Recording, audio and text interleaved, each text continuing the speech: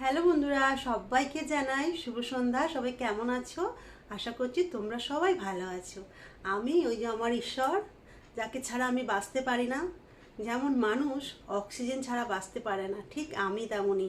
আমার ঈশ্বরকে ছাড়া আমি একদমই বাঁচতে পারি না। তো যাই হোক, আমার ঈশ্বরের কৃপায় আমি অনেক অনেক অনেক ভালো আছি। আর আজকের আমি ভীষণ খুশি। তার কারণ হলো, এই ঘরটায় আমি এসেছি আজকের 1 বছর হয়ে গেল। তো তার মানে আজকের হলো আমার এই ঘরটার জন্মদিন। তো জন্মদিনে সবাই অনেক কিছু করে। তো আমি কি করেছি অবশ্যই বলছি। তা যে ভীষণ খুশি, ঈশ্বরকে অনেক ধন্যবাদ দিই যে এই নতুন ঘরে এসে আমরা সবাই খুব ভালো আছি।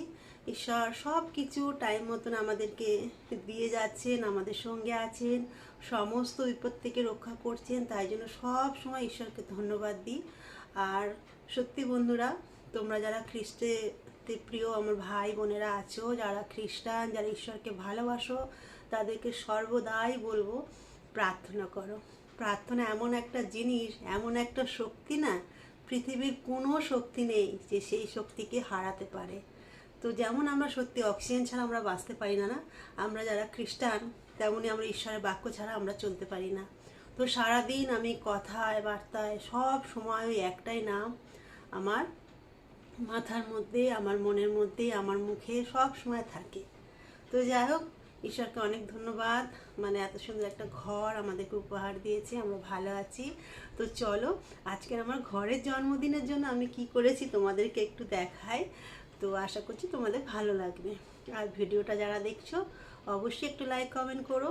আর সবাইকে বলবো সবাই খুব ভালো থেকো, সুস্থ থেকো, সাবধানে থেকো।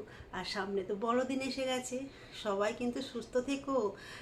মানে সারা বছর অপেক্ষা অপেক্ষা অপেক্ষা। আর কয়েকটা দিন মাত্র বাকি আছে বড়দিন আসতে। তো মনের মধ্যে তো খুব আনন্দ হচ্ছে। ছোটবেলা তো আরও আরও অনেক আনন্দ হতো, একটা নতুন জামা পাবো।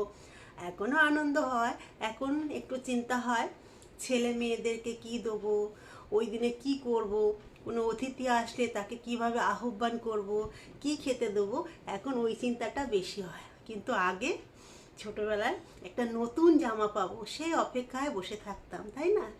তো চলো বন্ধুরা, বড়দিন আসছে, সবাই প্রস্তুত হও। সবার যেন খুব ভালো কাটে এই বড়দিনটা, সবাই যেন সুস্থ থাকে। তো চলো, আজকে আমি কি বানিয়েছি তোমাদেরকে দেখাবো। তো বন্ধুরাই দেখো, আজকে আমার ঘরের জন্মদিন, তাই জন্য আমি কি বানিয়েছি বলো তো? হ্যাঁ, দেখো আমি একদম সকাল সকাল বানিয়েছি পায়েস। এমনিতে মেয়ে কদিন ধরে বলছিল মা একটু পায়েস বানাও। তো বেশি করে কাজু কিশমিশ, বেশি করে দুধ দিয়ে একদম সুন্দর করে বানিয়ে নিয়েছি পায়েস।